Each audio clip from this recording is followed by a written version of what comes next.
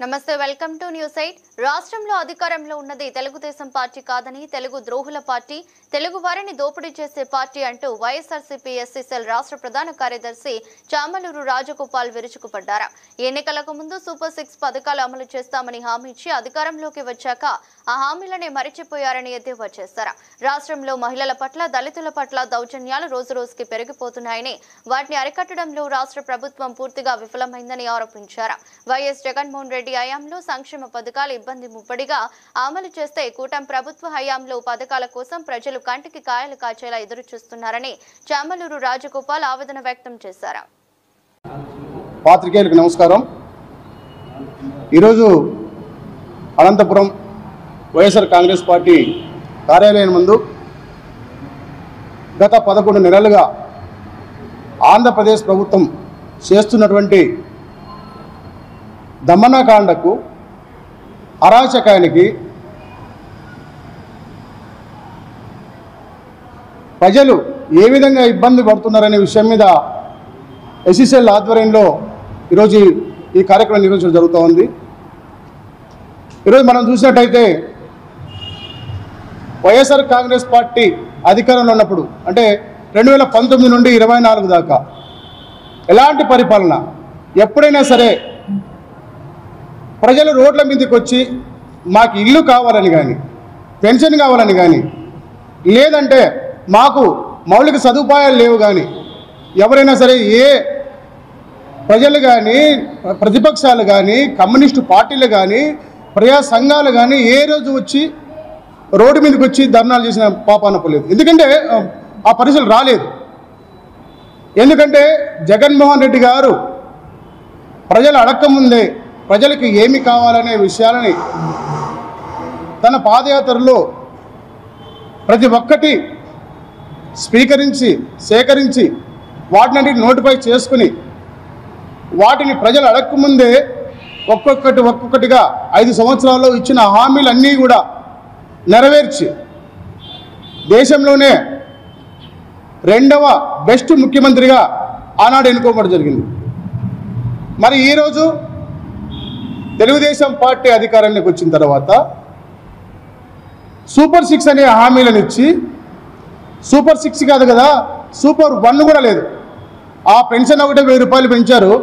ఇంకా అది అయిపోయింది, ప్రజలకు మేము అంతా చేసామని వాళ్ళ పత్రికల్లోనూ వాళ్ళ మీడియాలను చూస్తే ఇంకా ఆంధ్రప్రదేశ్ ఏదో అమెరికాను దాటిపోతుంది, చైనాను దాటిపోతుంది, సింగపూర్ను దాటిపోతుంది అనే భ్రమల్లోకి ప్రజలందరూ పోయే విధంగా ఆ పత్రికలు కానీ ఆ మీడియా కానీ ఈరోజు మనకి షో చేస్తూ ఉన్నారు.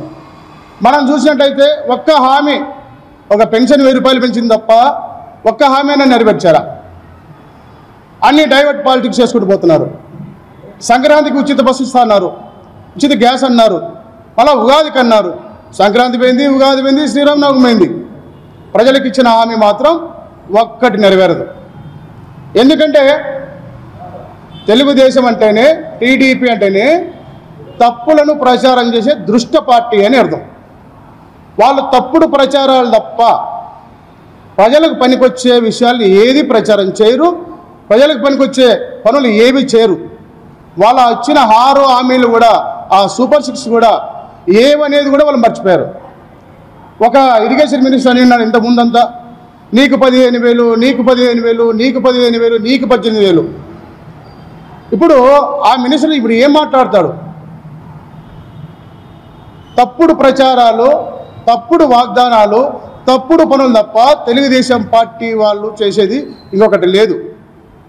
టీడీపీ అంటేనే తెలుగు ప్రజలను ద్రోహం చేసే పార్టీ, తెలుగు ప్రజల మీద దౌర్జన్యం చేసే పార్టీ, తెలుగు ప్రజల మీద దుష్టపాలన చేసే పార్టీ అనేది ప్రజలంతా అర్థం చేసుకుంటున్నారు. ఈరోజు వైఎస్ఆర్ కాంగ్రెస్ పార్టీ నాయకుల మీద, కార్యకర్తల మీద అనేకమైన కేసులు పెడుతూ మా పార్టీ వాళ్ళు ఎక్కడైనా ఒక ప్రెస్ మీట్ కానీ ఒక కార్యక్రమం కానీ పెట్టి నిలదీస్తే అది పబ్లిక్ లేకపోకుండా ఇంతకుముందు మీ తప్పుడు కేసు పెట్టిన బట్టి దాటంతా వెలుగులే తీసుకొచ్చి డైవర్షన్ పాలిటిక్స్ చేస్తూ ప్రజలు పడుతున్న ఇబ్బందుల్ని నెరవేర్చకుండా డైవర్షన్ చేసుకుంటూ ప్రజల్ని తప్పుదోవ పట్టిస్తూ ప్రజా సమస్యలు ముందుకు రాకుండా వీళ్ళు చేస్తున్నటువంటి దమకాండని ఎప్పుడు హెడ్లైన్లో పేపర్లో కావచ్చు, టీవీలో కావచ్చు తప్పుడు కేసులు పెట్టినట్టు వాళ్ళని అరెస్ట్ చేసినారు, వీళ్ళని అరెస్ట్ చేసినారు, వాళ్ళని సిఐడి వచ్చింది, వీళ్ళకి సిఐడి వచ్చింది, వీళ్ళని పోలీసులు కోర్టు తీసుకెళ్ళినారు, వీళ్ళని పోలీస్ స్టేషన్ తీసుకున్నారు.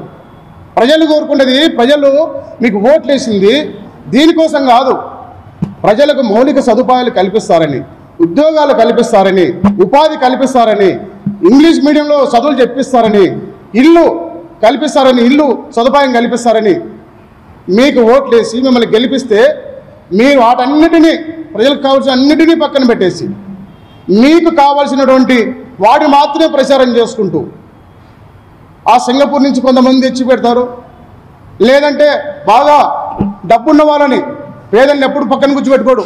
మా జగన్మోహన్ రెడ్డి గారు అయితే నిత్యం పేదల గురించి ఎస్సీ, నా ఎస్టీ, నా ఎస్టీ, నా బీసీ, నా మైనార్టీ అని పేద ప్రజల పక్షాన పోరాటం చేస్తూ కొట్లాడుతూ వాళ్ళకి కావాల్సిన సదుపాయాలు కల్పిస్తూ రాష్ట్రం ఉన్నతంగా వెళ్ళడానికి ఎంతో కృషి చేశాడు.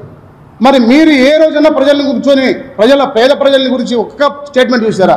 అమరావతికి 67,000 కోట్లు ప్రపంచ బ్యాంక్ ఇచ్చింది, అమరావతికి ఏడీబీ ద్వారా 67,000 కోట్లు వచ్చింది. అంటే వాళ్ళు అప్పులు తెచ్చేదాన్ని రుణం అంటారు, అంటే ప్రజలకు అర్థం కాని మధ్యలో రుణం. అదే జగన్మోహన్ రెడ్డి గారు రుణం తెస్తే అప్పుల ఆంధ్రప్రదేశ్, శ్రీలంక ఆంధ్రప్రదేశ్. ఈరోజు 1,54,000 కోట్ల రూపాయలు ఏ పథకం కూడా అమలు చేయకుండానే 1,54,000 కోట్ల రూపాయలు మీరు అప్పులు తెచ్చారు. దాన్ని ఎక్కడ పెట్టారు? 26 జిల్లాల కోసం మీరు అప్పులు తెస్తున్నారా? అమరావతి కోసం మాత్రమే మీరు అప్పులు చేస్తున్నారా? పోలవరం ప్రాజెక్టు మీరు కట్టింటే ఇప్పటి వరకు మా ప్రభుత్వంలో కట్టినటువంటి పోలవరం ప్రాజెక్టు ఎత్తు కావచ్చు, లేకుంటే ఏ స్కిల్వే పనులు కావచ్చు, వాటికంటే మీరు భిన్నంగా ఏమన్నా ఇంకా చేశారా? అట్లాంటి వాటిని మీరు ఏమి చేయరు. కేవలం అమరావతిలో మీకు కావాల్సిన వాళ్ళు, మీ పార్టీకి కావాల్సిన వాళ్ళు అక్కడ భూములు మీరు 2014-19 ముందు భూములు కొనిచ్చారు కాబట్టి, 14లో భూములు కొనిచ్చారు కాబట్టి వాళ్ళ భూములు వాళ్ళు మీ పార్టీకి ఫండ్ రూపంలో మీకు కష్టపడి మీకు డబ్బులు ఇచ్చి మీ ఎలక్షన్లో పనిచేశారు కాబట్టి ఆ భూములు వాళ్ళకి రేటు పడిపోకుండా భూముల విలువ పెరగాలని, ఆ భూములతో వాళ్ళు మరీ ఉన్నతమైన వాళ్ళు కావాలని, మళ్ళీ వాళ్ళు మీకు ఫండ్ ఇవ్వాలని, ఇట్లాంటి ఆలోచనతో మీరు పనిచేస్తున్నారు తప్ప పేద ప్రజల కోసం మీరు ఎక్కడా పని చేయట్లా. మీరు అమరావతికే రాష్ట్ర ప్రజలకు కావాల్సిన నిధులన్నీ కన్నా పోయి అమరావతికే పెడతామంటే మీరు అమరావతికే ముఖ్యమంత్రి, ఆంధ్రప్రదేశ్ కాదు అనే విషయాన్ని ప్రజలు ఈరోజు ఆలోచిస్తున్నారు. ఎక్కడికి వెళ్ళినా ఉద్యోగస్తులు తీసుకున్నా, పేద ప్రజలు తీసుకున్నా, మహిళలు తీసుకున్నా, ఉపాధ్యాయులు తీసుకున్నా, లేదంటే నిరుద్యోగులు తీసుకున్నా, విద్యార్థులు తీసుకున్నా, ఏ పథకం ఎవరికి రాకుండా, ఏ స్కీమ్ ఎవరికి రాకుండా ఈరోజు అందరూ కూడా బాధపడుతున్నారు. మేము అనవసరంగా జగన్మోహన్ రెడ్డి గారిని పక్కన పెట్టి అనవసరంగా మేము చేసుకున్నాం, ఈరోజు అనుభవిస్తామని చెప్పేసి ప్రజలు చాలా బాధపడుతూ ఉన్నారు. ఈరోజు ఆ బాధపడుతూ ఉన్నారు. తప్పకుండా ప్రజలు ఏవైతే బాధపడుతున్నారో ప్రజల సంక్షేమం చూడడానికి 2029లో తప్పకుండా జగన్మోహన్ రెడ్డి గారు మళ్ళీ ముఖ్యమంత్రి అవుతారు. ఈ దుష్టపాలనకి, ఈ దురదృష్ట పాలనకి ఖచ్చితంగా అంతం పాడడానికి ఈ ప్రజలంతా సిద్ధంగా ఉన్నారనే విషయం తెలియజేస్తున్నాం. ఇంకోటి, దళితుల విషయానికి వస్తే ఎంతమంది మీద రోజు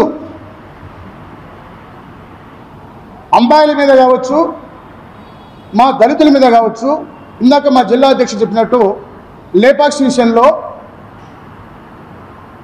ఒక దళిత నాయకుడు ఆ భూముల మీద పోరాటం చేస్తుంటే అతన్ని తుదమిట్టించడానికి, అతన్ని అడ్డం తొలగించిన దానికోసం కూడా ప్రయత్నాలు జరుగుతున్న విషయము తెలిసింది. అది తొందరలోనే బయటకు వస్తాయి.